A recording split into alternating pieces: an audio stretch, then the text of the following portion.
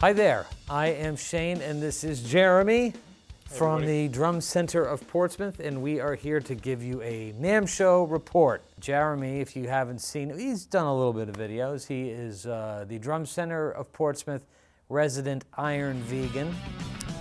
And also, he's also my personal gadfly. So we had a great time here at NAMM. I wanted him to go out there and see what we had going on, and so you had a fun time, yeah? It was an amazing trip, yes, yes. There was a lot to take in, and it was just a great time. I'm really glad I got to go out there with you. Any highlight? There was several highlights, and I'm sure we'll hit on those. Okay. You know, there was a lot. No highlight for him.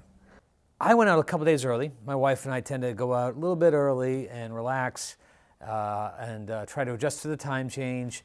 And while we were doing that, we went to the DW Drum Factory because John Good had this almond drum set that he was talking about. He was really, really excited about that and showing us the kit, telling us the story. And I have to say, it was frighteningly good sounding. His whole pitch on it was that there was a lot more highs and lows. And he was absolutely right. Like the toms, they have this, it's almost like a birch and maple. Like you can hear a little bit of both in there. But again, a very difficult wood to work with, so I'm not convinced that this is going to be a regular item. I know that they're pitching it as limited, but I'm afraid it's going to be very limited. So when that comes in, be sure to check it out when you get a chance, if you get the chance. Jeremy, Tbone, he comes in Wednesday afternoon. We hit the show Thursday morning, which is when it starts. We went to Pearl first. Yes, yep. That was your introduction, and that was pretty cool with a Masterworks snare drum display. Mm-hmm. So he coerced me into, well, we bought all of them. We have all the Masterworks snares coming. Very excited for those. Very yes. And then they had the maple gum kit. Which was great. It's a time-tested formula, new to Pearl, but it's you know, exciting. You know, I can't wait for those to land. Kind of a Gretschy thing. Basically, they found this studio recipe for their Masterworks drums.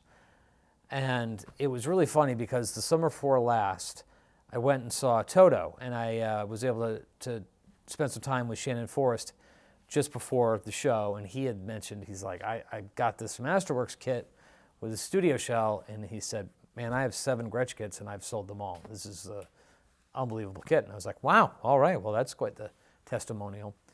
And not 3 days later, Todd Sue Kerman was in the store because Styx was playing nearby, and we were just hanging out, and he said, man, I was just down in Nashville, and I played the Masterworks kit in the studio recipe shell. He's like, this is my next rig. I'm putting the order together now. And I was thinking to myself, well, I guess they're on to something, and so that has been a very popular shell layup for Masterworks, and so now they were like, hey, how do we make this a little more affordable, but still obviously a high-end product, and we have the Masters Maple Gum.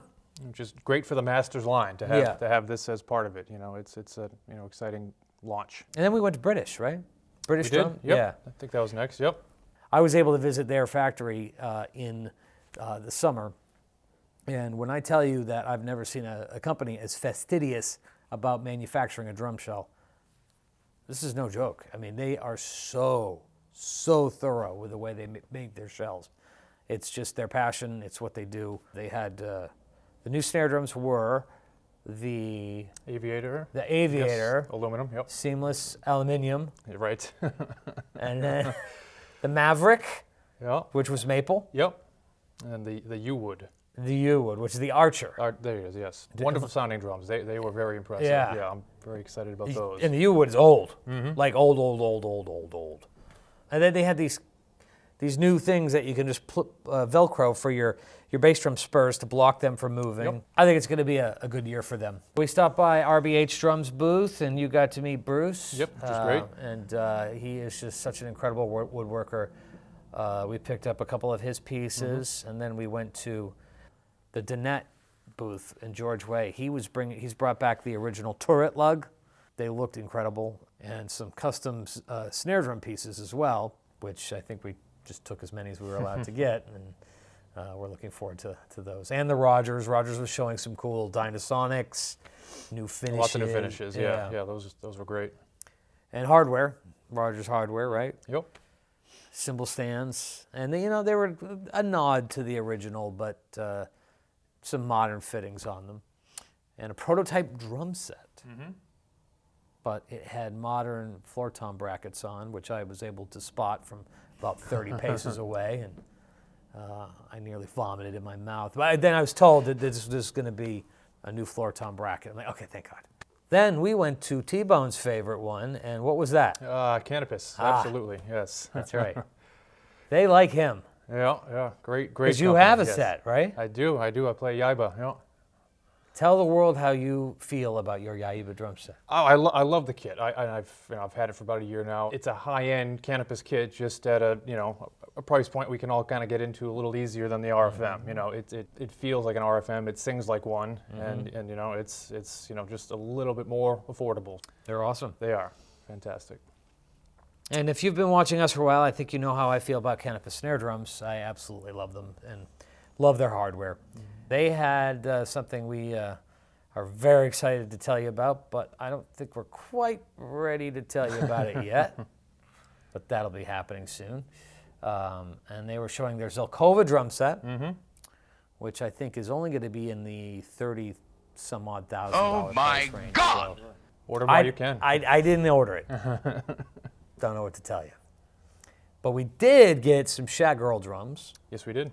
That summer before last, when Todd Sue Kerman was in, he said, man, I just got one of these shag snare drums, and it's the finest metal snare drum I've ever put my eyes on. And I said, well, that's quite the testimonial, because he's obviously got a few snare drums in his collection. And so I wasn't looking to add another line at the time, but I said, okay, I've got to learn about this. And so they make horns, they make tubas, and other horns. And so they wanted to apply the bell philosophy of a horn to a drum shell. So it's not unlike the Canopus Zelkova, where the shell is bulbous. And what happens is the head becomes a little oversized over the shell, and it's just a very tympanic effect. But the sound is something that is just unique to them. Yes, yeah. They're mind-blowing drums.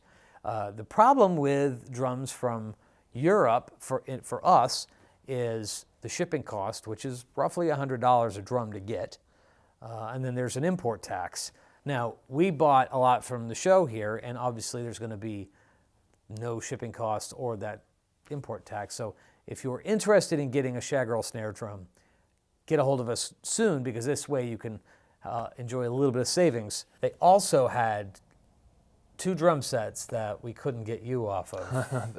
Yeah, they were amazing. They really were, yeah. We don't even know the price of those yet, do we? I don't think we asked, no. But yet we're getting them. Good business 101 there. We went to Mapex. They were showing the Black Panther Design Lab set. We're a little mixed on it. I mean, I love technology. I love the advancement of drums. Sometimes I ask, is this necessary? Yeah, right. Now, when I saw the picture initially of that mount, I was laughing pretty loud. But when I got there to the show and I looked at it, I wasn't... No, I thought it was going to be overly engineered, but it was... Well, it was. Relatively clean, though. It didn't look that bad. The most notable thing is the feel of it. Like when you hit the drum, there's a little bit more give there. And I didn't really tinker with any of the adjustments to dial this in or out, but I understand the philosophy, and I think as a... It's a magnet system, correct? Yeah, yes. Yeah. And as a steward of the industry and a fan of drums, I felt like we have to do this. So we're gonna get those in when they come in. They sound great, so they're very proud of this kit. Yeah. For that reason, we're excited to get behind it. 'Cause yeah. It seems like a big deal for Apex, and it's. I think they're going to do well. Yeah. We went to Sonar after that, and Sonar was, they had a big launch last year with the AQ2, and so this year it was just Pro Light is kind of eking its way back in with some new awesome finishes. But most notably is the JoJo Mayer pedal, which is a standard pedal. It doesn't fold up into the bag and comes in at a lower price. That's going to be a big hit. And then where we went? Yamaha. To Yamaha, yep. So Live Custom is now discontinued, ladies and gentlemen. Gone. Although, I think there is some remaining inventory working its way here, probably at great pricing. But the new one is the hybrid oak. Yes. They've been working with, do you know what the material is that they're using in the shell? Beyond the oak? Yeah.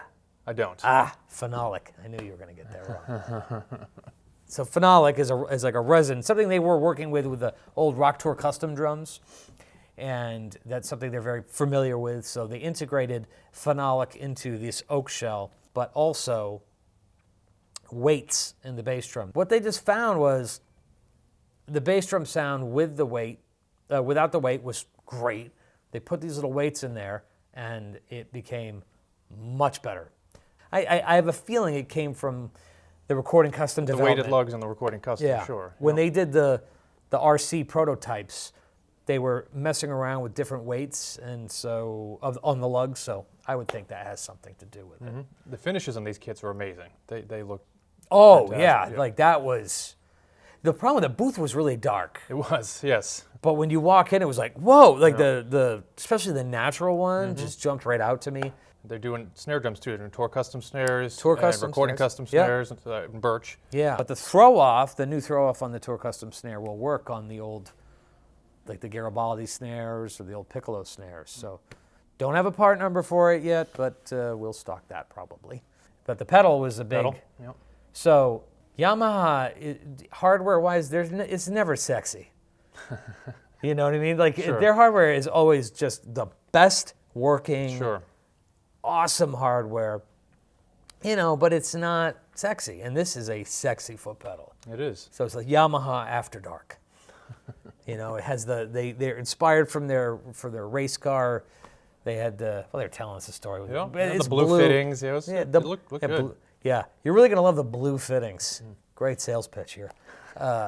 We liked it. I mean, the pedal felt really good. Yeah. The beater has some amazing features with, again, how do they stumble on this? They put a brass insert and then a steel, but the bass drum sound will change Yep. based on that. So Surprising. I just, Yeah. But yeah, it was cool. yeah, our Zildjian meeting, we have the new Zildjian FX stacks, which I think are great, and then the expanded K line. But we are the Zildjian Dealer of the Year for 2019.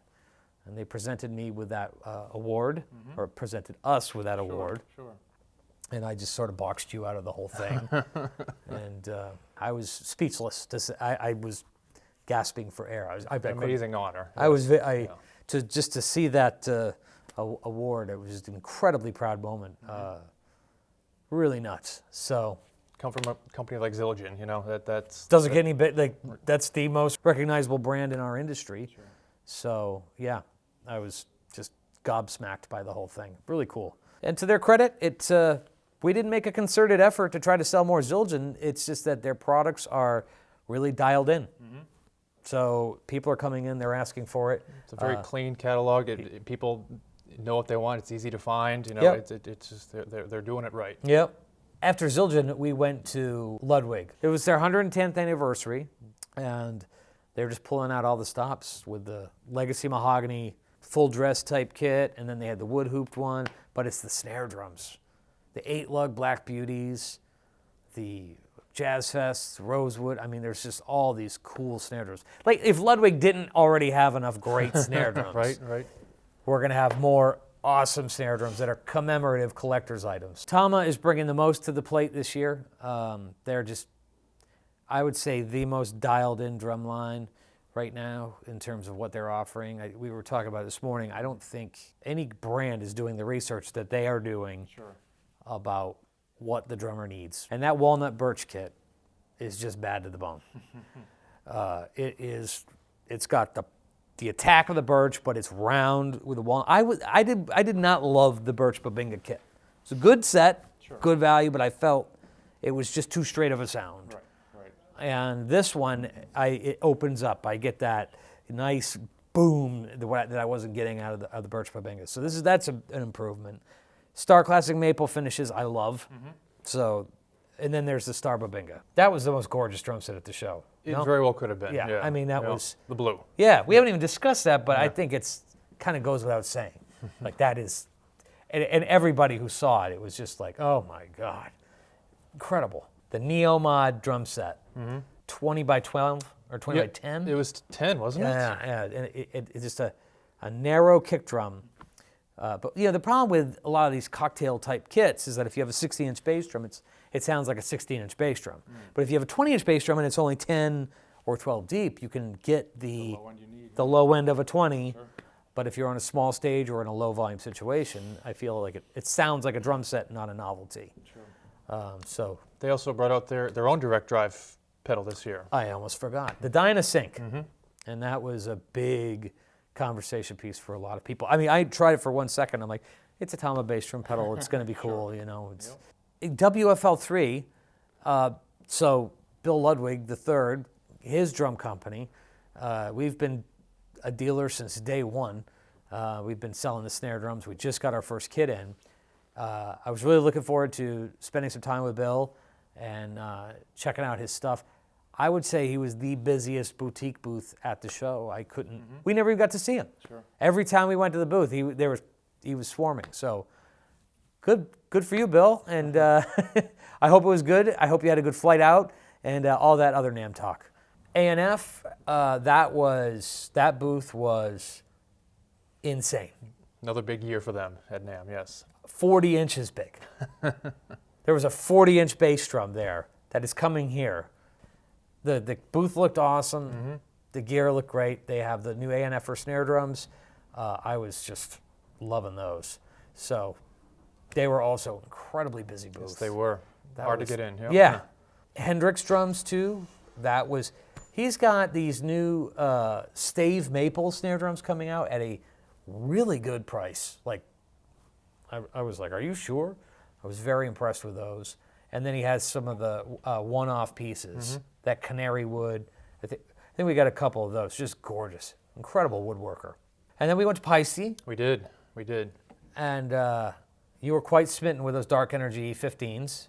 As were you. Yeah, no, those were really nice. Goes without saying. They had some good new models this year. The Fast Crashes were gorgeous. That's the anniversary for Signature. The Signature Series. So if you didn't know, 30th year of Paiste Signature Series. Expanding it right now with the Fasts coming out in the Mellows, which are gorgeous. Yep, those are nice. But I was really digging the 2002 Extreme Crashes. So every few years, Paiste does some iteration of 2002, and sometimes it works, and sometimes it just really doesn't. The Extreme Crashes are trying to be a cross between 2002 and Rude. That's exactly what they are. Exactly what they are. They're designed for very high volume situations, but they're still musical sounding. A lot of bell sound, but they don't have that gong type sound that those heavy cymbals do. Very impressed with those. Without any doubt, the most discussed thing at the show this year was Sabian, and it wasn't the new AAX cymbals that they put out. If you haven't noticed, Sabian has decided that a new logo was in order and a new rebranding, a new redirection, which we're not even really going to get into. It appears that that was much more of a focus than the cymbals, which was a total disappointment for me because the cymbals kind of took a little bit of a back seat, which was a little bit. Yeah. I think they left them at the truck stop. Like it had nothing to do with It's all about the launch of the brand. This new logo, and we're a sound first store. That's what matters. I don't care about your marketing campaigns, things like that. When drummers come into the store and they need help buying cymbals, then that's what we do. We don't. We want to know what their sounds are. The whole marketing hoopla to us thing is just not important. Not necessary. Yeah, no. And so the AAX cymbals are basically the problem with the AAX line was that it's supposed to be an all-purpose line. It should be the all-purpose line for Sabian, but it has gotten very bloated over the years, and so what they decided to do was just start over, and they deleted the majority of the slow-moving stuff and kept the most vital things like the AA Explosion, which to me is one of the rock staple cymbals. It's their 2002. If you want that dark, buttery slice, the AA Explosions are awesome. new ones they're thinner, so you have if you don't need it to be so big, these new ones do the job really, really well. I feel like these can be a staple, so I'm really excited about where we can go with those. And they will have a new logo on them, and so I think we've found that the response has not been very well received. Is that safe to say? I'd say that's safe to say. We do have a machine here that will remove a logo. So if you don't want the logo on your cymbal, we can include that service for you at no charge. So it might, if we're shipping it to you, it might take an extra day, but we can remove the logo for you and just act like it never happened. Electronic drums? Huge this year. Yep, all over NAMM. Yeah, it was really, I mean, I've been going to NAMM for many years. And I can feel the shift is on now. Like it was. This felt like the year where it's beginning, it's happening. Yeah. I mean, it's like, it's been a thing, but now it's like, it's really starting to get real. ATV had an acoustic drum set that was all, with their heads on there. And, from 10 paces away, it looked like a real drum set. Sure. Yep. Sounded like a real drum set when it's come through the speakers. And it's like, oh, okay. And they're going to be selling that as a whole kit. That was like, okay. We also tested a prototype of a electronic kit that a German distributor has developed and will be coming out later. Don't know if I am at liberty to discuss much more than that, but I tried the prototype. I was blown away. But my pick is that Pearl Emerge drum set. Very impressive. Yeah. Very impressive. They have partnered with Korg, and they're using that wave drum technology. And man, this drum set and what it's going to sell for too, it's just so competitive and sounds great, but felt really good. And the module was just really easy to work with. Like we were both on that kit, we were flying on it in a very short span of time. Yeah, for electronic drums, I haven't felt a hi-hat that responded quite like that one ever. That was something advanced. Yeah, like the foot splash. Yep. And I think Raymond even said, try to trick it. We were Exactly. trying to trick the hi-hat, and we couldn't do it. Sure. So that was a really impressive thing. So the good news is that we're going to have a bit more of a playing field with electronic drums, and you're going to win. You're going to get a little bit more value, and they're here. They're here to stay. There's a great purpose. There's a great need. If I can rant just for a second, there are just a lot of these wholesalers that have these $400 or $500 no-name stencil brand electronic kits, and it just, like anything, but especially in electronic drums, you get what you pay for. So if it looks like a great deal and it's $3.99 and you're just getting started, don't. They don't respond like drums. They don't feel like drums. It's like learning how to drive on a bad clutch. It's really just not, it doesn't make any sense.